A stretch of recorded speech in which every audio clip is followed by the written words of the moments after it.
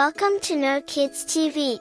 উফ, রোজ শুধু সবজি আর ভালো লাগে না। আয়েশা, বলো কি, এগুলো যে আল্লাহর দারুণ উপহার। মা কত কষ্ট করে আমাদের জন্য ফলান। ঠিক বলেছ আলী। আল্লাহ কত সুন্দর করে আমাদের এই সবুজ বন্ধুগুলো দিয়েছেন। জানো আয়েশা, এই বাগানের সব সবজির একটা গোপন কথা আছে। ওরা শুধু সবজি নয়, ওরা আমাদের বন্ধু।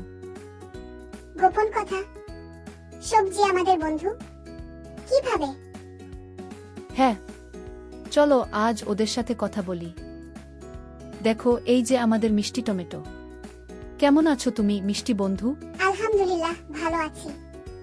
আমাকে খেলে তুমিও হবে লাল টুকটুকে সতেজ, আর চোখের জ্যোতিও বাড়াই, তাই নাকি? টমেটো এত উপকারী। হ্যাঁ, আমার আব্বু বলেন টমেটোতে অনেক ভিটামিন। এটা খেলে আমরা আল্লাহর ইচ্ছায় কম অসুস্থ হই। আর ইনি মাটির নিচের রাজা, মিষ্টি গাজর।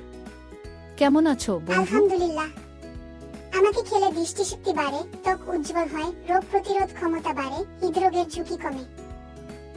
তাহলে তো সবজি খাওয়া অনেক ভালো।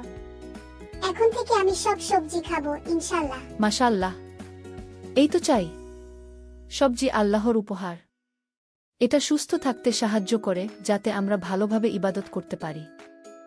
মা, কালকে এই গাজর আর টমেটো দিয়ে মজার কিছু বানাবো। ইনশাআল্লাহ, অবশ্যই। চলো বাগান থেকে কিছু টাটকা সবজি তুলি। দেখো আমাদের সবুজ বন্ধুদের জাদু। কি মজার খাবার! কি মজা! মা, এটা তো আমার প্রিয়। হ্যাঁ, অনেক মজাদার।